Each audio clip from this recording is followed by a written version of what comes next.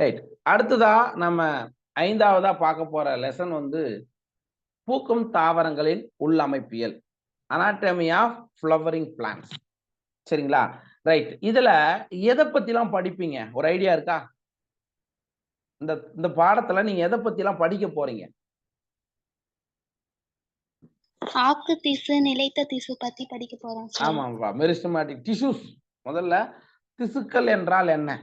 அதை பத்தி படிப்பீங்க. அதுல meristematic tissue and permanent tissue. ஆக்க திசு அப்படின்னா என்ன?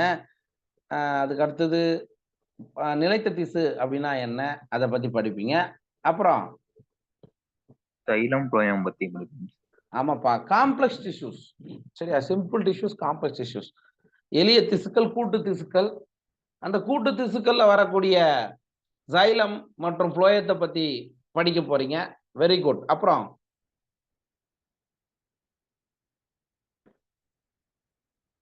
அவ்வளவுதானா? ஒரு விதத்திலே தாவரத்தோட தண்டு, வேறு, இலை பத்தி படிப்போம். எஸ், ஒரு விதத்துல தாவர வேர், தண்டு, இலை, மோனோகாட்டோடைய ரூட், ஸ்டெம், லீஃப், அதோடைய அனாட்டமி படிப்போம். சரிங்களா? அதே மாதிரி டைகாட்டுடைய ஸ்டெம், ரூட், லீஃப், அதனுடைய அனாட்டமி படிப்போம். வேற அவ்வளவுதானா? எஸ். அதுக்கு அடுத்தபடியா கொஞ்சம் வேற என்ன பார்ப்போம்? இந்த வாட்டி வந்து இது கிடையாது, செகண்டரி growth வந்து இல்ல. சரியா? இரண்டாம் நிலை வளர்ச்சி பத்தி பெருசா கொடுக்கல. சொல்லுப்பா, ஏதோ சொல்ல வந்தீங்க, சொல்லுங்க. அதான் செகண்டரி growth பத்தி படிப்போம். அதான் செகண்டரி growth வந்து இந்த வாட்டி இல்ல. சரிங்களா? நாங்க நடத்த தயார். அப்படி சப்போஸ் உங்களுக்கு வேணும்னா லாஸ்ட் இயர் வீடியோஸ் உங்களுக்கு கொடுத்துருக்கோம், அதை பார்த்து கூட நீங்க படிச்சுக்கலாம். சரி, ரைட். நமக்கு ஆல்மோஸ்ட் எதெல்லாம் கவர் பண்ணணுமோ அதை ஃபுல்லா நீங்க படிச்சிருந்தாவே போதுமானதா தான் இருக்கும். ஓகேவா? ரைட், பார்த்துக்குங்க. Anatomy of flowering plants. Plant அனாட்டமினா என்ன? முதல்ல அதுக்கான டெஃபினிஷனை பார்க்கலாம். Study of internal structure of plants are known as plant anatomy.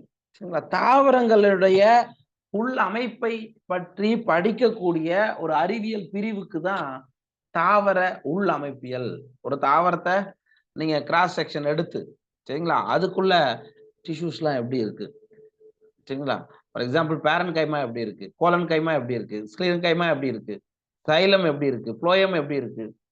அதே மாதிரி இது வந்து வறநில தாவரம், ஜீரோஃபைட்டிக் பிளான்ட் அப்படின்னா அதனுடைய அடாப்டேஷன் எப்படி இருக்கு, அதனுடைய தகவமைப்பு உள்ள அனாட்டமியில எப்படி இருக்கு. சரிங்களா? ஸோ இந்த மாதிரி அதனுடைய இன்டர்னல் ஸ்ட்ரக்சரை பத்தி படிக்கிறது தான் பிளான்ட் அனாட்டமி அப்படின்னு சொல்றோம். சரிங்களா? ரைட். நமக்கு எல்லாருக்குமே தெரிஞ்ச ஒரு விஷயம் தான். நம்ம எப்படி லாஸ்ட் கிளாஸ்ல பூக்கும் தாவரங்களுடைய புற அமைப்பியல்ல எல்லா புற அமைப்பு பாகங்களை பத்தி தெளிவா படிச்சோமோ, இங்க உள்ளமைப்பு, சரிங்களா, அனாட்டமி பத்தி தான் படிக்க போறோம். ஜெனரலா எந்த ஒரு உயிரினமாக இருந்தாலும் சரி, all organism are made up of cell. சரிங்க? எந்த ஒரு உயிரினங்களாக இருந்தாலும் சரி, அடிப்படை அழகு அப்படின்னு கேட்டா செல்கள் தான். சரியா? செல் இருந்தா தானே அது உயிரினம்னு சொல்லுவோம். உயிரினம், லிவிங் ஆர்கனிசம் சொல்றோம். Yes sir. செல் இல்லைன்னா நான் லிவிங் தான் கொண்டு போகும். சரிங்களா? செல் இல்லைன்னா நான் லிவிங் தான் கொண்டு போகும். சரிங்களா?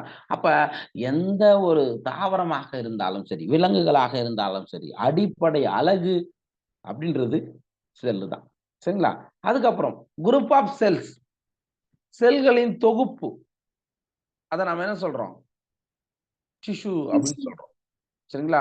டிஷ்யூ அப்படின்னு சொல்றோம். இப்ப என்னோட வாய்ஸ் எல்லாருக்கும் கேக்குது தானே? Yes sir. யாருக்குன்னா கேட்கலன்னா உங்களோட கனெக்ஷன் ரீகனெக்ட் பண்ணிக்க, வெளியே போயிட்டு மறுபடியும் வந்துருங்க. சரி. அப்ப குரூப் ஆஃப் செல் டிஷ்யூ அப்படின்னு சொல்றோம். ஒன்றுக்கொன்று தொடர்புடைய செல்கள் தொகுப்பு அப்படி டிஷ்யூன்னு கூட கொண்டு போகலாம். சரிங்களா? குரூப் ஆஃப் டிஷ்யூ ஆர்கன், உறுப்புகள்னு சொல்றோம். சரியா? அதே மாதிரி உறுப்புகள்லாம் ஒன்னா சேர்ந்து ஆர்கன் சிஸ்டம், உறுப்பு மண்டலங்களை தோற்றுவிக்கும். அதுக்கப்புறம் பாடியை தோற்றுவிக்கும், உயிரினங்களை தோற்றுவிக்கும். இது வந்து அப்படியே கண்டினியூஸா கொண்டு போயிட்டே இருக்கும். சரிங்களா? அப்ப தாவரத்துடைய அடிப்படை அழகு, பேசிக் அண்ட் ஃபண்டமெண்டல் யூனிட் அப்படின்னா செல்லு தான். செல்கள்லாம் சேர்ந்து திசுக்களை கட்டமைக்கும், திசுக்கள்லாம் சேர்ந்து உறுப்புகளை கட்டமைக்கும், உறுப்புகள்லாம் சேர்ந்து உறுப்பு மண்டலங்களை கட்டமைக்கும், உறுப்பு மண்டலங்கள்லாம் சேர்ந்து உயிரினத்தையே கட்டமைக்கும். ஓகேவா? புரிஞ்சுதுங்களா? Yes, sir. ரைட். சரிப்பா. டிஷ்யூஸ் அப்படின்னா என்ன? இப்பதான் நம்ம சொன்ன குரூப் ஆஃப் செல்ஸ் அதான் டிஷ்யூஸ் அப்படின்னு சொல்றோம். சரிங்களா? ஸோ செல்களின் தொகுப்பு அதுதான் நம்ம என்னன்னு சொல்றோம்? டிஷ்யூக்கள் அப்படின்னு சொல்றோம். ஸோ பொதுவா இந்த டிஷ்யூக்கள் அப்படின்றது காமன் ஆரிஜின், காமன் ஃபங்க்ஷனை மேற்கொள்ளும். பொதுவான தோற்றம் மற்றும் பொதுவான பணியை மேற்கொள்வதுதான் இந்த திசுக்களாக இருக்கும். ஃபார் எக்ஸாம்பிள் புறத்தோல் திசுக்கள் என்ன வேலையை பார்க்கும்? எபிடெர்மல் டிஷ்யூஸ் என்ன வேலையை பார்க்கும்? சொல்லுங்க, எந்த வேலையை பார்க்கும் புறத்தோல் திசுக்கள்?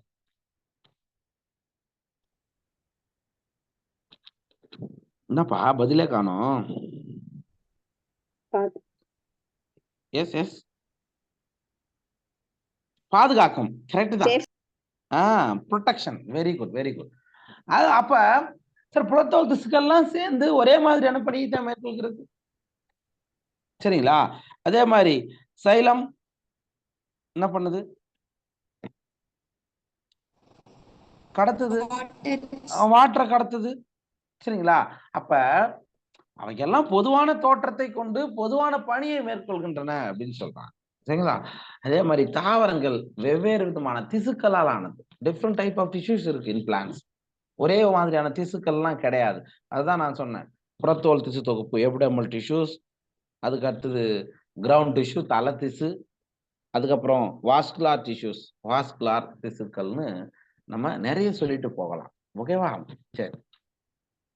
Next, based on division of cell and formation of cell or origin of cell, tissues are of two type. சரியா? செல்கள் வந்து பிரிதல் மற்றும் உருவாதலின் அடிப்படையில நீங்க ரெண்டு வகையா பிரிக்கலாம். ஒன்னு வந்து meristematic tissue, another one is permanent tissue. ஒரு திசு ஆக்க திசு, மற்றொரு திசு நிலைத்த திசு அப்படின்னு சொல்றாங்க. சரிங்களா? அது வந்து செல் டிவைட் ஆகுதா இல்லையா, அதே மாதிரி எங்க இருந்து உருவாகுது, அதன் அடிப்படையில தான் இதை நம்ம என்ன பண்றோம், ரெண்டு வகையா பிரிக்கிறோம். சரிங்களா? ஃபர்ஸ்ட் ஆக்கு திசு. சரிங்களா? சார் ஆக்கு திசு மெரிஸ்டமேட்டிக் டிஷ்யூஸ் அப்படின்னா என்ன சார்? கண்டினியூஸ்லி டிவைடிங் செல்ஸ், தொடர்ச்சியாக பகுப்படையக்கூடிய அந்த செல்களாலான திசுவைத்தான் நம்ம ஆக்கு திசுன்னு சொல்றோம். ஓகே, தனசேகர் உங்களோட மைக்க மியூட்ல வையி, இல்லைன்னா நான் கேட்கிற கேள்விக்கு பதில சொல்லு. ஆக்கு திசு எங்க இருக்கும்? ஆக்கு திசு எங்க இருக்கும்? தெரியல சார், இப்ப சரிப்பா, சரி சரி, ஓகே ஓகே, மைக்க மியூட்ல போட்டுங்க. சொல்லுங்க பாப்போம், யாருன்னா சொல்லுங்க. ஆக்கு திசுக்கள் பொதுவாக எங்க இருக்கும்? Meristematic tissues R present in which region of plant? வேரின் நுனி நுனிப்பகுதியில இருக்கும். எஸ், வேரோட நுனிப்பகுதி, தண்டினுடைய நுனிப்பகுதி அண்ட் இலையினுடைய கோணப்பகுதி, இங்கெல்லாம் ஆக்க திசுக்கள் இருக்கு. See, இப்ப பாரு, ஒரு பிளான்ட் வந்து கண்டினியூஸா growth ஆகிட்டே இருக்கு. அதுக்கு காரணம் அந்த தண்டினுடைய நுனிப்பகுதியில ஸ்டெம்முடைய டிப் பொசிஷன்ல மெரிஸ்டமேட்டிக் டிஷ்யூ இருக்கிறதுனால தான் கண்டினியூஸா டிவைட் ஆகும். இல்லைன்னா அங்க டிவைட் ஆயிட்டு வளர முடியாது. சரிங்களா? ரைட். சரி, இந்த ஆக்க திசுக்கள் மெரிஸ்டமேட்டிக் டிஷ்யூஸ் எந்த இடத்துல அமைஞ்சிருக்கு, அதன் அடிப்படையில மூணா பிரிக்கலாம். சரிங்களா? நுனி ஆக்கு திசு, இங்கிலீஷ்ல எபிக்கல் மெரிஸ்டம், இடை ஆக்கு திசு இன்டர்கேலரி மெரிஸ்டம், பக்க ஆக்கு திசு லேட்ரல் மெரிஸ்டம். சரிங்களா? ஏன்னா மூன்று வகையா நீங்க ஆக்க திசுக்களை நீங்க பிரிக்கலாம். ஓகே, இந்த படத்தை நீங்க பாருங்க, எந்தெந்த பொசிஷன்ல இருக்கு, அதனால அதுக்கு என்னென்ன பேர், என்ன மாதிரியான வேலையை செய்யுது அப்படின்றதுதான் அங்க கொடுத்துருக்கோம். சரிங்களா?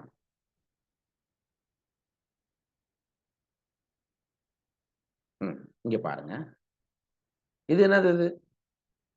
இதுதான் எபிக்கல் மெரிஸ்டம், நுனி ஆக்கு திசு அப்படின்னு நம்ம சொல்றோம். அப்ப எங்க இருக்கு? இந்த தண்டினுடைய நுனி பகுதியில இருக்கு. இங்க கண்டினியூஸா டிவைட் ஆகத்தான் தாவரங்கள வளர்ச்சியானது நிற்கும். அப்ப apical meristem present in the tip of the stem or root அப்படின்னு சொல்லலாமா? ரைட். அடுத்தது இங்க பாருங்க, இடையாக்கு திசு. சரியா? இன்டர் கேலரி மெரிஸ்டம் அப்படின்னா என்ன சார்? கணு பகுதிகளுக்கு நடுவுல இருக்கக்கூடிய அந்த இடைப்பகுதியில் செல்கள் வந்து டிவைட் ஆகக்கூடிய கெப்பாசிட்டியை கொண்டு இருக்கும். அந்த விதமான மெரிஸ்டமேட்டிக் டிஷ்யூ தான் இடை ஆக்கு திசு, இன்டர் கேலரி மெரிஸ்டம்னு சொல்றோம். சரிங்களா சார்? அதுவே இங்க பாருங்க, லேட்ரல் மெரிஸ்டம் அப்படின்றது என்னன்னா, அந்த தண்டுடைய அடியில வித்து இன்க்ரீஸ் ஆகிறதுக்கு, அதனுடைய சுற்றளவு அதிகரிப்பதற்கு காரணம் லேட்ரல் மெரிஸ்டம், பக்க ஆக்கு திசு. ஓகேங்களா? புரியுதுங்களா? இது மூணும். Yes sir. Yes sir. சரி, ரைட். ஒவ்வொன்றா பார்க்கலாம்.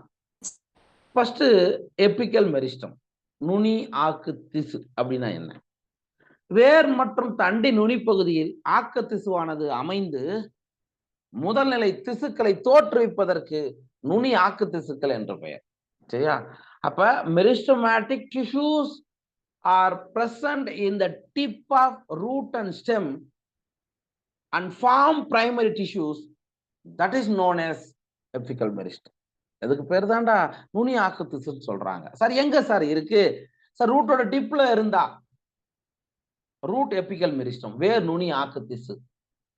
தண்டினுடைய நுனி பகுதி அல்லது இலையினுடைய கோண பகுதிகள்ல அப்படிலாம் வரும்போது அதை நம்ம என்ன சொல்றோம்னா தண்டு நுனி ஆக்கு திசு, ஷூட் எபிக்கல் மெரிஸ்டம்னு சொல்றோம். புரியுதுங்களா? இது ரெண்டுமே புரியுதுங்களா? Yes sir. Yes sir. சரி, இங்க பாருங்க, இது வந்து என்சிஆர்டியோடைய இமேஜ் தான் இது. இந்த இமேஜை பாருங்க. ஒரு ரூட்டோடைய ஸ்ட்ரக்சரும் யங் ஸ்டெம்முடைய ஸ்ட்ரக்சரும் இங்க கொடுக்கப்பட்டிருக்கிறது. அதுல பாருங்க, இந்த பொசிஷன் இது வந்து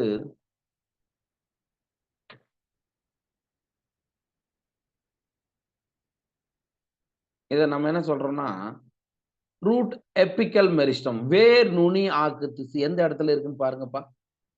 இதுதான் ரூட் எபிக்கல் மெரிஸ்டம். இது கண்டினியூஸா டிவைட் ஆகத்தான் இந்த வேர் வந்து பெனிட்ரேட் ஆகிட்டு உள்ள போயிட்டே இருக்கும். சரிங்களா? அதுக்கு அடுத்தது வேர் மூடி, அதாவது ரூட் கேப். ரூட் கேப்போட வேலை என்னன்னு நம்ம படிச்சிருக்கோம்.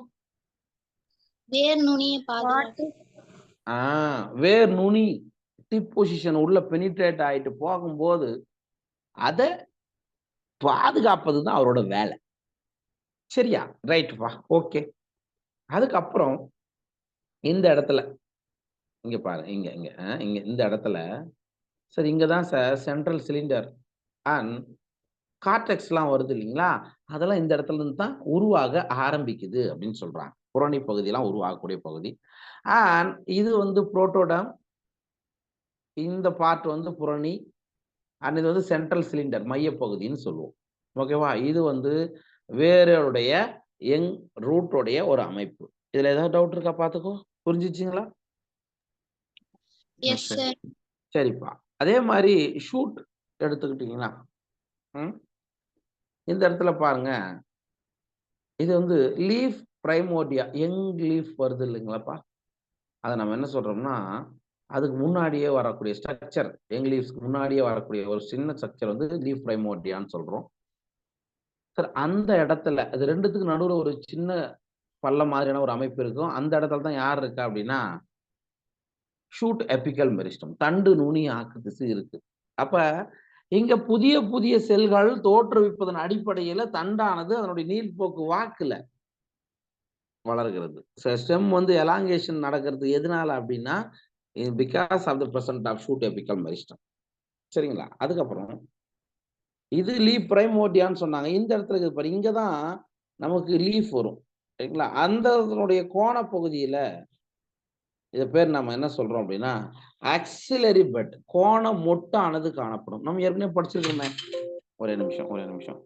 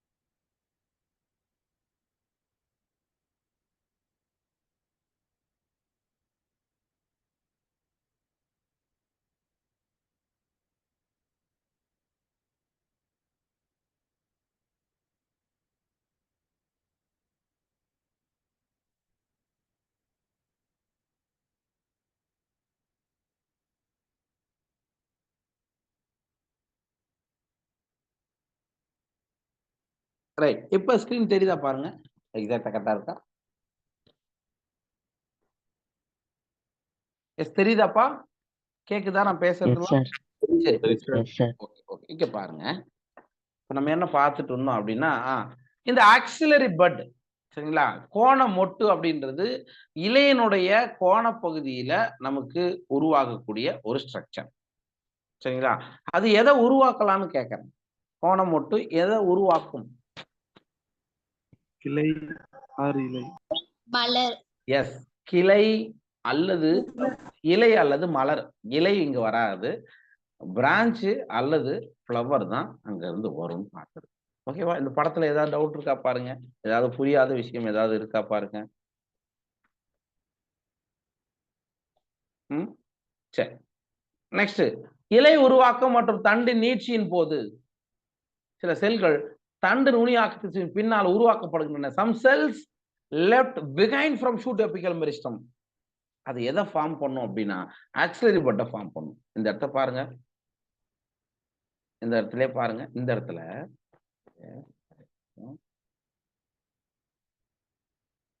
இந்த இடத்துல ஓகே. சில செல்கள் லெஃப்ட் பிஹைண்டா ஆயிட்டு உருவாகுது. அத அத அதுக்கு பேர் என்ன சொல்றாங்கன்னா ஆக்சிலரி பட் அப்படின்னு சொல்றோம். கோண மொட்டை தோற்றுவிக்கிறது. இந்த இடத்துல பாருங்களேன், இந்த படத்துல நமக்கு தெளிவாவே தெரியும். எங்க இருக்குல்ல? எஸ், இது லீஃப். லீஃபுடைய சொல்லுமா, இங்க இருக்கு பாருங்க. இதுதான் இலையோனுடைய கோணப்பகுதி. லீஃப் ஆக்சிஸ்ல இருந்து நமக்கு பட் ஃபார்மேஷன் நடக்கு. ரைட். அடுத்தது, கோணம் மட்டும் இலையின் கோணத்தில் அமைந்த கிளையோ அல்லது மலரையோ தோற்றுவிக்கின்றன. Axillary bud present in the axis of leaf, it forms branch or flower. இங்க பாருங்க, இந்த இடத்துல பாருங்க, நமக்கு என்ன உருவாகுது? பிரான்ச் உருவாகுதா? இலையினுடைய கோணப்பகுதியிலிருந்து ஒரு கிளை உருவாகிறது. இந்த மாதிரி இலையினுடைய கோணப்பகுதியிலிருந்து ஒரு மலர் உருவாகிறது. அதுதான் நமக்கு பின்னாடி என்ன ஆகுது? ஃப்ரூட் ஆஃப் ஃபார்மேஷன் நடக்கும். ஓகேங்களா? சரி. நெக்ஸ்ட் நம்ம பார்க்க போறது இன்டர் கேலரி மெரிஸ்டம், இடை ஆக்கு திசு. சார், முதிர்ச்சி அடைந்த திசுக்களுக்கு இடையில காணப்படக்கூடிய ஆக்க திசுவை நம்ம என்ன சொல்றோம் அப்படின்னா இடை ஆக்க திசுன்னு சொல்றோம். Meristems are meristematic tissues occurs in between mature tissues, that is known as intercalary meristem. Example, grasses. சரிங்களா? இப்ப நம்ம மாடு மேய்க்க போறோம். மாடு வந்து ஓட்டிட்டு போறோம்னு வச்சுக்கோங்க. சரிங்களா? மாடு மேய்க்க போறோம். அந்த மாடு புற்களை மேய்தா? கிராஸ் சாப்பிடுதா? Yes sir. அப்ப என்ன ஆகும் அப்படின்னா அந்த கிராஸ் இப்ப மேய்ஞ்சிட்டே போகும்போது இது கட் ஆயிடும். சரிங்களா? அதுக்கப்புறம் மாடு மேய்ஞ்ச பிறகு மறுபடியும் ஒரு வாரம் கழிச்சு போய் பார்க்கும்போது அந்த பில் வளர்ந்துருக்கும், புற்கள் வளர்ந்துருக்குமா இல்லையா? சார், அது எப்படி வளருதுன்னா அந்த இடத்துல இன்டர் கேலரி மெரிஸ்டம் இருக்கு. சரியா? ஏற்கனவே இருந்த மெச்சூர் டிஷ்யூக்களுக்கு இடையே இன்டர் கேலரி மெரிஸ்டம் இருந்து மாடெல்லாம் மேய்ஞ்சிட்டு போச்சுன்னா அந்த இடத்துல ஒரு growth நடக்கும். அதுதான் அதுக்கு காரணம் யாருன்னா இன்டர் கேலரி மெரிஸ்டம். புரியுதுங்களா? எஸ். சரி, இந்த படத்தை பாருங்க. இன்டர் கேலரி மெரிஸ்டம் அப்படின்றது எங்க இருக்கும் அப்படின்னா இந்த இடத்துல கொடுத்துருக்காங்க, இங்கதான் இருக்கும். ஓகேவா? அதுக்கு எக்ஸாம்பிள் புற்களை நீங்க ஞாபகம் வச்சுக்கணும். நெக்ஸ்ட், புற்களில் மேய்ச்சலினால் நீக்கப்பட்ட பாகங்கள் மீண்டும் உருவாக இடையாக்கு திசுவானது உதவுகிறது. The intercalary meristems occur in grasses and regenerate parts removed by the grassing herbivores. அதாவது அந்த தாவர உண்ணிகள் எதெல்லாம் அந்த புற்களை மேய்தோ அல்ல தாவரத்தை சாப்பிடுதோ அப்ப அந்த புற்கள்ல இருந்து மறுபடியும் உருவாகுது. எதன் காரணமாகனா இது இடையாக்கு திசுன்னு சொல்றாங்க. சரிங்களா? அதே மாதிரி நுனி ஆக்கு திசு மற்றும் இடை ஆக்கு திசு இரண்டும் முதல்நிலை ஆக்கு திசுக்கள் ஆகும். சரியா? Apical meristem and intercalary meristem both are primary meristem because it is formed in the early of life. ஏன் அப்படின்னு பாத்தீங்கன்னா அதோடைய வாழ்க்கையோடைய ஆரம்ப கட்டத்துல உருவாகிறதுனால அதை நம்ம என்ன சொல்றோம்? முதல்நிலை ஆக்க திசுக்கள்னு சொல்றோம். ஓகேவா?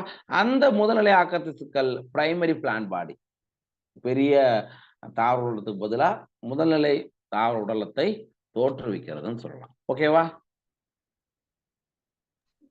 Yes sir. நெக்ஸ்ட் வந்து லேட்ரல் ஆர் செகண்டரி மெரிஸ்டம்.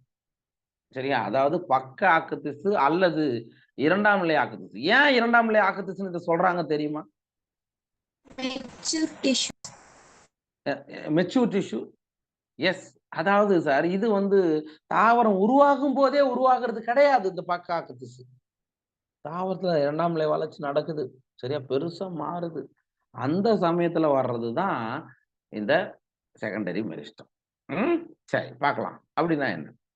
இது பல தாவரங்களின் முதிர்ந்த தண்டு அல்லது வேர் பகுதிகளில் காணப்படுகிறது. அதிலும் குறிப்பா பெரிய பெரிய மரங்களில் காணப்படுகிறது. The intercalary merisms. ஐயோ, இது இதுக்கான இது கிடையாது, இது விட்டுரு. இந்த இங்கிலீஷ் வார்த்தை இது கிடையாது. அதாவது lateral meristems occurs in mature stem or mature root. அதிலும் குறிப்பா specifically it is present in large number of trees. எங்கெங்கெல்லாம் தாவரங்கள்ல இரண்டாம் நிலை வளர்ச்சி நடக்குதோ, அது வேர் பகுதியாக இருக்கட்டும், தண்டு பகுதியாக இருக்கட்டும், 22 தாவர வேர்லையும் 22 தாவர தண்டுகள்லையும் இரண்டாம் நிலை வளர்ச்சி நடக்கும் நமக்கு தெரியும். அங்கெல்லாம் இருக்கிறது தான் இந்த பக்க ஆக்கத்திசு. சரிங்களா?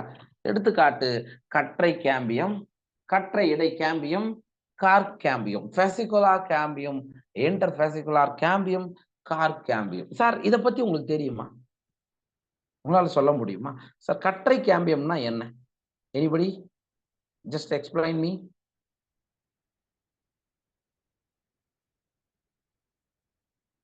யாராவது எக்ஸ்பிளைன் பண்ண முடியுமா எனக்கு? சொல்லுங்க. சைலமும் ப்ளோயமும் இருந்தா சார் கற்றைக்கு. சைலமும் ஓரளவுக்கு கிட்ட வந்துட்ட. இங்க போட்டிருக்கேன்ல, இது ஒரு வாஸ்குலர் கற்றை. அதாவது இங்க இருக்கு இல்லைங்களா, இதை நான் தனியா எடுத்து போட்டிருக்குன்னு வச்சுக்கோங்க. சரி, இது xylem, X for xylem, P for phloem. சைலத்துக்கும் ஃப்ளோயத்துக்கும் நடுவுல கேம்பியம் இருக்கா?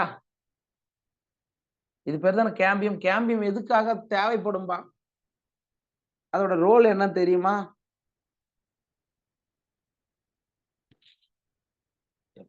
கேம்பியத்தினுடைய பணி என்ன? ரிப்பீட்டட் சொல்லலாம்ப்பா, ஏன்னா புது பசங்களுக்கு தெரியாது. பழைய பசங்க பதில் சொல்லுமா. செகண்டரி growth-க்கு. ஆமாப்பா, செகண்டரி growth-க்கு தேவையான இரண்டாம் நிலை சைலம் மற்றும் இரண்டாம் நிலை ஃப்ளோயத்தை தோற்றுவிக்கும். Very good. This used for the formation of secondary xylem and secondary phloem. சரி, அப்ப சைலத்துக்கும் ஃப்ளோயத்துக்கும் நடுவுல கேம்பியம் இருந்தா அதுக்கு பேரு ஃபெசிகுலார் கேம்பியம், தமிழ்ல கற்றை கேம்பியம். சரியா? If cambium is present in between xylem and phloem, that is known as fascicular cambium. எல்லாருக்கும் புரியுதுங்களா? Yes or no? No no yes, ஏதாவது ஒன்று சொல்லு. சரிப்பா, ரைட்ப்பா. அப்புறம் அதாவது கேம்பிய வளையங்கள் ஃபார்ம் ஆகும். பார்த்துருக்கீங்களா? இப்ப இந்த படத்தை நம்ம இப்படி போடலாம்.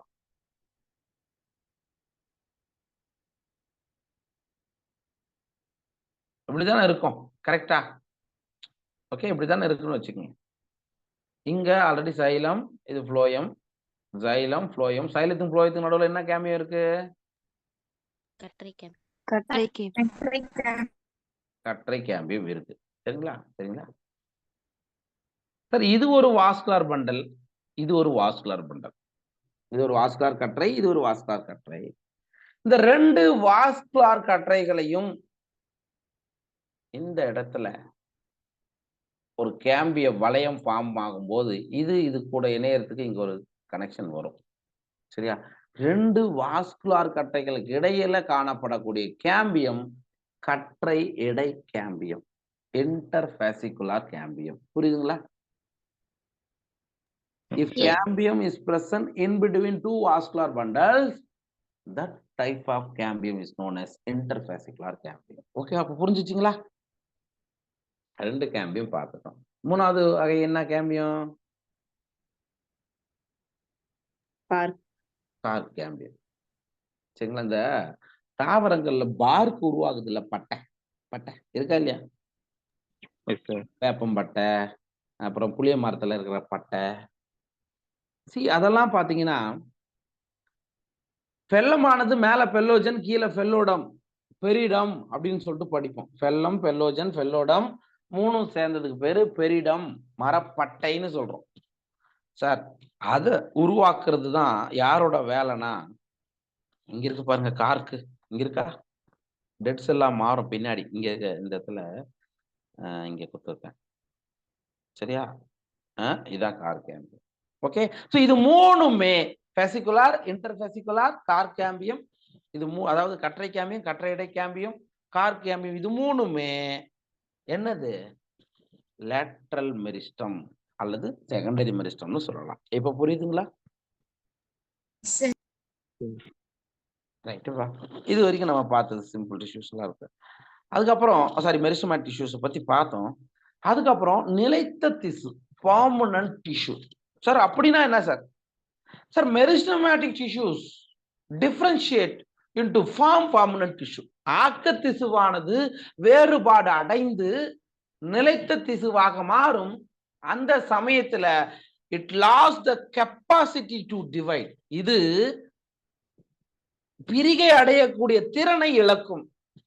சரியா? அந்த வகையிலான திசுக்களுக்கு தான் பெர்மனன்ட் திசு, நிலைத்த திசு. நிலைத்த திசுக்கள் அதுக்கப்புறமா டிவைட் ஆகுமா? Yes or no? No, no. ஆனா தேவை ஏற்பட்டா நிலைத்த திசுக்கள் டிவைட் ஆகக்கூடிய கெப்பாசிட்டி இருக்கும். சரியா? டிஃபரன்சியேஷன், டி டிஃபரன்சியேஷன், ரீ டிஃபரன்சியேஷன் அப்படின்னு சொல்லிட்டு படிப்பீங்க. பின்னாடி வரும்போது டிஷ்யூ கல்ச்சர் படிக்கும்போது படிப்பீங்க. அந்த இடத்துல பாசிபிளா இருக்கும். அப்ப எப்ப சார் மெரிஸ்டமேட்டிக் டிஷ்யூ பெர்மனன்ட் டிஷ்யூவா மாறும் அப்படின்னு பாத்தீங்கன்னா, அது டிவைட் ஆகக்கூடிய கெப்பாசிட்டியை இழந்த பிறகுதான் அது நிலைத்த திசுவாக மாறும்னு சொல்றோம். புரியுதுங்களா? Yes, sir. So permanent tissue do not divide. அதுக்கப்புறமா டிவைட் ஆகாது. நிலைத்த திசுக்கள் பெரும்பாலும் பிரிகை அடைவது இல்லை. ஒரு சில சமயங்கள்ல மட்டும் பிரியும் சொல்றாங்க. ரைட்டுப்பா? So classification of permanent tissues. There are two types of permanent tissues. One is simple permanent tissues. Another one is complex permanent tissue.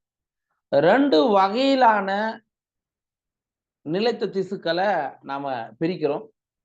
சரிங்களா? ஒண்ணு எளிய நிலைத்த திசு, இன்னொன்னு கூட்டு திசு. சரியா? கூட்டு திசு, நிலைத்த திசுக்கள் கூட நீங்க சொல்லிக்கலாம். ஓகேவா? இந்த மாதிரி நீங்க ரெண்டா பிரிக்கலாம். அதுல சிம்பிள் பெர்மனன்ட் டிஷ்யூ முதல்ல பார்க்கலாம். அப்படின்னா என்ன? அமைப்பு மற்றும் செயல்பாட்டில் ஒத்த செல்களை கொண்ட நிலைத்த திசுக்கள். சார் செயல்பாடும் ஒரே மாதிரியான வேலை, அதோடைய ஸ்ட்ரக்சரும் ஒரே மாதிரியா இருந்தா பெர்மனன்ட் செல்ஸை நம்ம என்ன சொல்றோம்? சிம்பிள் பெர்மனன்ட் டிஷ்யூஸ் அப்படின்னு சொல்றோம். Okay, permanent tissues having all cells similar in structure and function. Permanent tissue நிலைத்த திசுக்கள் எல்லா செல்களுமே ஒரே மாதிரியான அமைப்பு மற்றும் வேலையை செஞ்சா அதுக்கு பேரு சிம்பிள் பெர்மனன்ட் டிஷ்யூன்னு சொல்றோம். சரிங்களா? காம்ப்ளெக்ஸ் பெர்மனன்ட் டிஷ்யூனா என்ன sir? More then one type of cell, ஒன்றுக்கும் மேற்பட்ட செல்கள் ஒன்றிணைந்து ஒரே மாதிரியான வேலையை செய்வது. ஃபார் எக்ஸாம்பிள் இதை நீங்க எப்படி சொல்லலாம் அப்படின்னா, more then one type of cells perform one function சொல்லுவோம். இந்த சைலத்துல வகைகள் இருக்கு, ஏற்கனவே படிச்சிருப்பீங்க. என்னென்னலாம் இருக்கு? சைல கூறுகள்னு நம்ம சொல்றோம்ல, அதுல என்னென்னலாம் இருக்குன்னு சொல்லுங்க பார்க்கலாம். Xylem fiber, xylem parenchyma, vessels, vessels, xylem vessels, அப்புறம் இன்னும் ஒண்ணு கரெக்டு தான். சைலம் நார்கள், சைலம் குழாய்கள், அதுக்கப்புறம் சைலம் பேரன்கைமா, இன்னொன்னு சரிப்பா. சார் அது எல்லாமே different type of cell, but எல்லாமே என்ன வேலை செய்யுது?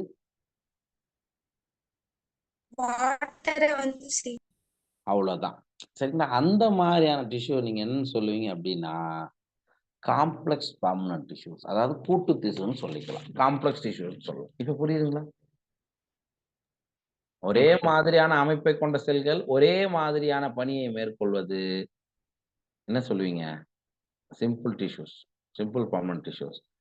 சார், வெவ்வேறு மாதிரியான செல்கள் ஒன்றிணைந்து ஒரே மாதிரியான பணியை மேற்கொள்வது அது வந்து காம்ப்ளெக்ஸ் டிஷ்யூன்னு சொல்றோம். இப்ப புரியுதுங்களா வித்தியாசம்? ஃபர்ஸ்ட் நம்ம பார்க்க போறது டைப்ஸ் ஆஃப் சிம்பிள் டிஷ்யூஸ். சரிங்களா? எளிய திசுவினுடைய வகைகள். சரியா? there are 3 types of simple tissues are there. 3 வகையிலான எளிய திசுக்கள் காணப்படுகின்றன. அது பேரன் கைமா, கோலன் கைமா, இன்னொன்னு ஸ்க்ளீரன் கைமா. பேரன் கைமா, கோலன் கைமா, ஸ்க்ளீரன் கைமா.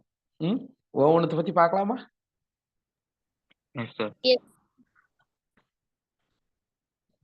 ஸோ ஃபர்ஸ்ட் வந்து நம்ம பார்க்க போறது பேரன் கைமா. ஸோ தாவர உடலத்தோட பிளான் பாடியில பெரும்பாலான பகுதி எதால் ஆக்கப்பட்டிருக்கும் அப்படின்னா பேரன் கைமா தான். தாவர உடலத்துல மேக்சிமம் என்ன டிஷ்யூ அதிகமா இருக்கும் அப்படின்னா பேரன் கைமா டிஷ்யூஸ் தான். சரிங்களா சார்? இவைகள் ஐசோ டயமெட்ரிக், அதாவது சம அளவுடையவை. கோள வடிவம் ஸ்பெரிக்கல் ஷேப்டு, முட்டை வடிவம் ஓவல் ஷேப்டு, சரியா? வட்ட வடிவம் சர்க்குலார் ஷேப்டு, அல்லது பாலிகோனல், அதாவது பலகோண வடிவம், அல்லது நீட்சியுற்ற வடிவத்துல காணப்படும். அப்ப பேரன் கைமா செல்லுக்குன்னு இப்படிதான் ஷேப் இருக்குன்னு நீங்க சொல்ல முடியாது. டிஃப்ரெண்ட் ஷேப்ல இங்க கொடுத்துருக்கிற மாதிரி டிஃப்ரெண்ட் ஷேப்ல இருக்கலாம்னு சொல்றாங்க. புரியுதுங்களா? இந்த படத்தை பாருங்க. இது வந்து பேரன் கைமாவுடைய தோற்றம் தான். ஓகே, செல் இடைவெளி கண்டிப்பா இருக்கும் ஒரு செல்லுக்கும் இன்னொரு செல்லுக்கும். இங்க பாருங்க, இது ஒரு செல்லுக்கு இன்னொரு செல்லுக்கும் நடுவுல என்ன இருக்கும்? கேப் இருக்கும். அதுதான் செல் இடைவெளின்னு சொல்றோம். அப்ப செல் இடைவெளிகளுடன் வெவ்வேறு வடிவில பேரன் கைமாக்கள் காணப்படும். ஓகேங்களா? அதோட செல் சுவர் பகுதி மெல்லியதாக இருக்கும், அண்ட் செல்லுலோசால் ஆனது. the cell wall of parenchyma is thin and is made up of cellulose. எதனால ஆனதுன்னா செல்லுலோசால் ஆக்கப்பட்டிருக்கும்னு சொல்றோம். சரிங்களா? அதுக்கப்புறம் it is closely packed or intercellular spaces are present. இந்த செல்களுக்கு வந்து ஒண்ணுக்கு ஒண்ணு நெருக்கமாகவோ அல்லது சின்ன செல் இடைவெளிகள் இன்டர்செல்லுலார் ஸ்பேசஸோடவோ இவைகள் அமைந்திருக்கும் அப்படின்னு சொல்றாங்க. இதெல்லாம் பேரன் கைமாவுடைய நெக்ஸ்ட். சரிங்களா? அதுக்கப்புறம் முக்கியமா கவனிக்கப்பட வேண்டிய விஷயம் என்னன்னா, இது லிவிங் செல். பேரன் கைமா அப்படின்றது உயிருள்ள செல்கள் அல்லது திசுக்கள்னு எடுத்துட்டா உயிருள்ள திசுக்கள். இதை மறக்காதீங்க. சரிங்களா? ரைட். நெக்ஸ்ட் சார், இது என்ன வேலை சார் பார்க்குது? பேரன் கைமாவுடைய ரோல் என்ன அப்படின்னா போட்டோசிந்தசிஸ், ஒளிச்சேர்க்கை. சரியா? பேரன் கைமாக்குள்ள குளோரோபிளாஸ்ட்லாம் அமைஞ்சு பசுங்கனிக்கு உள்ள இருந்ததுன்னா இலைகள்ல அது என்ன வேலை பார்க்கும் அப்படின்னா போட்டோசிந்தசிஸ் செய்யும். அதுக்கப்புறம் ஸ்டோரேஜ் ஆஃப் ஃபுட் மெட்டீரியல். உருளைக்கிழங்குல உணவுப் பொருட்கள் சேமித்து வைக்குது இல்ல, உள்ள என்ன இருக்குன்னா பேரன் கைமா தான். அதுக்கப்புறம் செக்ரீஷன் சார், ரெசின், பிசின், இதெல்லாம் தாவரத்துல இருந்து வெளியே வருது இல்லைங்களாப்பா. ஸோ அதுவும் எந்த திசுவோடைய வேலை அப்படின்னா பேரன் கைமாவுடைய வேலைகள் தான் சொல்றோம். அப்போ photosynthesis, storage and secretion, these are all the function of parenchyma. ஓகேவா? புரியுதா? Yes sir. சரிப்பா. நெக்ஸ்ட் வந்து கோலன் கைமா. இருவித்திலை தாவரங்களின் புறத்தோலின் கீழ்ப்பகுதியில் சில அடுக்குகளில் கோலன் கைமா திசுக்கள் அமைந்திருந்தன. It is present just below the epidermis of dicot stem. Okay, இருவித்திலை தாவர தண்டுல தான் கோலன் கைமா இருக்கும். ஒரு வித்திலை தாவர தண்டுல என்ன இருக்கும் சொல்ல முடியுமா? எனிபடி? ஒரு வித்திலை தாவர தண்டின் புறத்தோலுக்கு கீழே என்ன இருக்கும்? என்ன டைப் ஆஃப் செல் இருக்கும் சொல்ல முடியுமா?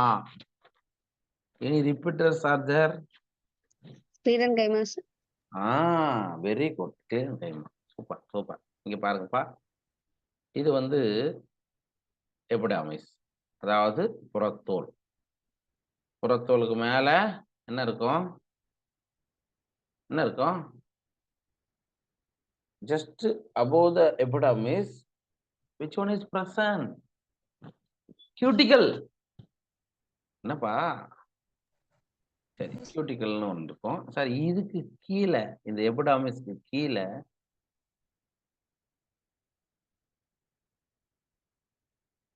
ஒரே ஒரு அடுக்கு தான். நிறைய செல்கள், அதுல ஒரே ஒரு அடுக்கு தான். அதைத்தான் நம்ம என்ன சொல்றோம்?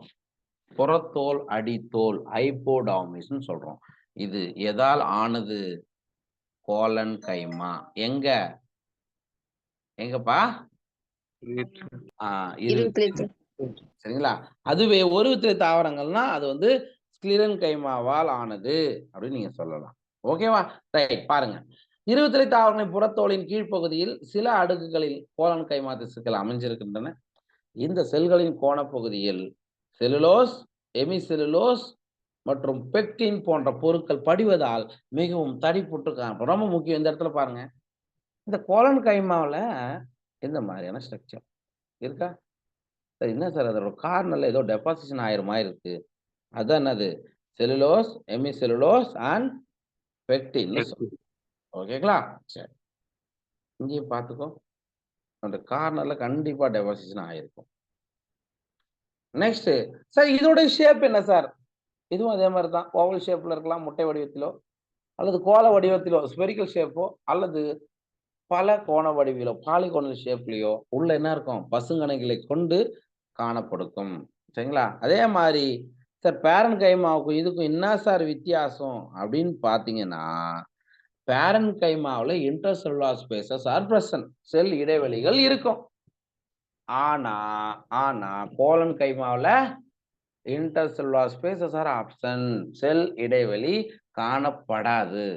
சரிங்களா சார்? இதோட ரோல் என்ன அப்படின்னு பார்க்கும்போது, கோலன் கைமா இளம் தண்டு, இலை காம்பு, அதாவது யங் ஸ்டெம், பீட்டியோல் போன்ற தாவரத்துடைய குரோவிங் ரீஜனுக்கு, வளரக்கூடிய பகுதிகளுக்கு அடிஷனல் சப்போர்ட் அல்லது கூடுதல் வலிமையை கொடுப்பது தான் அதனுடைய வேலை. ஓகேவா? புரிஞ்சுதுங்களா? ரைட். அப்ப சார், எனக்கு ஒரு கேள்வி. கோலன் கைமா உயிர் உள்ளதா, உயிர் அற்றதா? டெட் அம்மா. யாரெல்லாம் டெட்னு சொல்றீங்க? உயிருள்ள செல். ஆமா, ஸ்க்லீரன் கைமா மட்டும்தான் டெட் செல்லும் படிப்போம். இந்த டிஃபரன்சியேஷன் நம்ம தெரிஞ்சுக்கலாம். ரைட். ஓகே, நல்லா நம்ம ஸ்க்லீரன் கைமாவை பார்க்கலாம். So, long narrow cells with thick and lignified cell walls having a few or numerous pits. நீளமான, குறுகலான மற்றும் லிக்னினுடன் கூடிய தடிமனான சுவரை கொண்டவைகள் தான் ஸ்க்லீரன் கைமாக்கள். சரிங்களா? இதுல நிறைய என்ன இருக்கும் அப்படின்னா, பிட்னா சின்ன சின்ன குழிகள் போன்ற அமைப்புகள் காணப்படும். இந்த இடத்துல பாருங்க சார், ஸ்க்லீரன் கைமாவை நம்ம ரெண்டு வகையிலான செல்களை கொண்டு இருக்கும். ரெண்டு வகையா பிரிச்சிடலாம். ஒன்று வந்து நார்கள், இன்னொன்று ஸ்க்லீராய்டு என்று சொல்லப்படக்கூடிய கல் செல்கள்னு சொல்றோம். சரியா? இந்த இடத்துல இங்க பாருங்க, இதுதான் என்னது? பிட்னா குழி. தமிழ்ல பித்துன்னு கொடுத்துருப்போம் பாருப்பா, கொஞ்சம் மாத்திக்கிங்க தமிழ் மீடியம் புக்கில். பித்து இல்ல, பிட்டுன்னு மாத்திக்கங்க. வேணும்னா குழிகள்னு கூட கொடுத்துக்குங்க. சரிங்களா? ரைட். இந்த மாதிரி இந்த படத்துல தான் கொடுத்துருப்பேன். இதை பாருங்க, இங்க பாருங்க, பித்துன்னு கொடுத்துக்கிறேன்ல, அது வந்து பிட்டுன்னு மாத்துங்க, இட்டு போட்டுக்குங்க தமிழ் மீடியம் புக்ஸ்ல. ஒரு கரெக்ஷன். ஓகேவா? மாத்திக்கிட்டீங்களா? Right sir. இது ஒரு ஜெனரலி ஸ்க்லீரன் கைமா வந்து அது ஒரு டெட் செல். அது வந்து இட் லாஸ் புரோட்டோபிளாசம். இது புரோட்டோபிளாசத்தை கொண்டு இருக்காது. புரோட்டோபிளாசம்னா என்ன சொன்னேன்? சைட்டோபிளாசம் பிளஸ் உட்கரிசனம் சார், புரோட்டோபிளாசம். ஆமாப்பா, அது இதுல இல்ல, அதனால அது டெட். சரிங்களா? ரைட். இது உருவம், அமைப்பு, தோற்றம் மற்றும் வளர்ச்சியின் அடிப்படையில் ஸ்க்லீரன் கைமாவை நீங்க என்ன பண்ணலாம்? மேலும் 2 வகையா பிரிக்கலாம். ஓகேவா? சரி. அது என்ன ஆகும்னா, ஒண்ணு ஃபைபர்ஸ், இன்னொன்னு ஸ்க்ளீரைட்ஸ். நார்கள், இன்னொன்னு ஸ்க்ளீரைட் கல் செல்கள்னு சொல்லுவோம். இந்த படத்தை பாருங்கடா. இதுதான் ஃபைபர். நீட்டா நீளமா இருக்கும். இந்த முனைகள் உங்களுக்கு குறுகியதாக இருக்கும். இந்த மாதிரி இருக்கிறது ஸ்க்ளீரைட். ஃபர்ஸ்ட் நாம நார்கள் ஃபைபர்ஸை பத்தி பார்க்கலாம். தடித்த சுவர், நீட்சியுற்ற மற்றும் கூரான செல்கள் பொதுவாக தாவரத்தின் பல்வேறு பகுதியில் ஒரு குழுவாக இவைகள் காணப்படும். திக் Walt, elongated and pointed cells generally occurring in groups in various parts of the plant. இதுதான் ஸ்க்ளீரோகைமாவுடைய ஃபைபர். நீங்க பாத்தீங்கன்னா தெரியும், ஃபைபரை நீங்க எல்எஸ் எடுத்து பார்த்தீங்கன்னா இந்த மாதிரி தான் இருக்கும். அதுக்கு அடுத்தது ஸ்க்ளீரைட்ஸ், கோள வடிவம், முட்டை வடிவம் அல்லது உருளை வடிவம், தடித்த சூழலுடன் கூடிய இறந்த செல், மிகவும் குறுகிய குழிகளை கொண்டுள்ளது. சார் இதுவும் வந்து பார்த்தோன்னா ஸ்பெரிக்கல் ஷேப்ல இருக்கலாம், அல்லது ஓவல் ஷேப்ல இருக்கலாம், அல்லது சிலிண்டிக்கல் ஷேப்ல இருக்கலாம். ஆனா இதுல என்ன இருக்கும்? Highly thick and dead cells. சரிங்களா? ரொம்ப தடிமனான செல் சுவர், அது இறந்து போன செல்களை கொண்டு இருக்கும். அண்ட் குறுகிய குழிகளை கொண்டு இருக்கும். அதான் ரொம்ப முக்கியம். நேரோ கேவிட்டிஸ். இவை பொதுவா எங்கெங்கெல்லாம் இருக்கும் ஸ்க்ளீரைடுகள்? இது ஆல்ரெடி நீட்ல வந்த பகுதி தான். எங்கெங்கெல்லாம் இருக்கும் அப்படின்னா, கனிகளுடைய சுவர் பகுதி, கொட்டை கனிகளுடைய சுவர் பகுதி, அதாவது நட்ஸ் இருக்கு இல்லைங்களா, அதனுடைய வால்ல இருக்கும். அதே மாதிரி கொய்யாப்பழம், பேரிக்காய், சப்போட்டா, சரிங்களா, அதனுடைய கூழ்ம பகுதிகள் நம்ம சாப்பிட்றோம் இல்லையா, அந்த பகுதிகளில் இவைகள் இருக்கும். அதுக்கப்புறம் லெகும்களுடைய விதை உரை, இப்ப நம்ம வேர்க்கடலைக்கு மேல இருக்கக்கூடிய அந்த விதை உரை இருக்கு இல்லையா, அங்க இருக்கும். சரிங்களா? அதே மாதிரி தேயிலை, டீ லீஃப் இருக்கு இல்லைங்களா, அங்கெல்லாம் இருக்கும். இந்த மாதிரியான இடங்கள்ல தான் இந்த ஸ்க்ளீரைடுகள் காணப்படும். இந்த படத்துல பாருங்க, இதுதான் ஸ்க்ளீரைடுகளுடைய ஸ்ட்ரக்சர். சரிங்களா? ரைட். இதுதான் வந்து என்னது, சிம்பிள் பர்மனன்ட் டிஷ்யூஸ், எளிய திசுக்கள் நம்ம பார்த்தோம். கூட்டு திசுக்களை வந்து நம்ம என்ன பண்ண போறோம்னா, அடுத்த கிளாஸ்ல தான் நம்ம கண்டினியூ பண்ண போறோம். கூட்டு திசுக்களை வந்து நம்ம அதை வந்து சைலம், ஃப்ளோயம் அப்படின்னு சொல்லிட்டு தனித்தனியா பிரிப்போம். சைலத்துல 4 கூறுகள், ஃப்ளோயத்துல 4 கூறுகள்.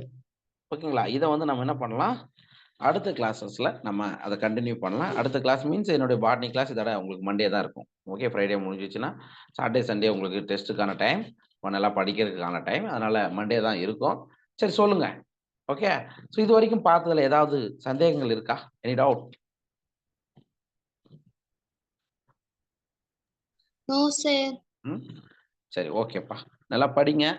ஆஸ் யூஷுவல் இன்னைக்கு என்னென்னலாம் ஷெடியூல் இருக்கோ அந்த ஷெடியூல் அப்படியே தான் இருக்கும். மதியத்தில் ஃபிசிக்ஸ் கிளாஸ் இருக்கும், ஈவினிங்ல ஜுவாலஜி, அண்ட் நைட்டுக்கு கெமிஸ்ட்ரி கிளாஸஸ் இருக்கும். சரிங்களா? ஓகே, நான் சொன்ன ஒர்க்கு என்ன கொடுத்துருக்கேன், root modification, stem modification, leaf மாடிஃபிகேஷனை படிக்கணும். ப்ளஸ் இது வரைக்கும் நடத்திக்கிற ஃபேமிலிஸை கம்ப்ளீட்டாக படிக்கணும். ஓகேவா? ஓகே. சரிப்பா, ஓகே, தேங்க்யூ ஸோ மச்.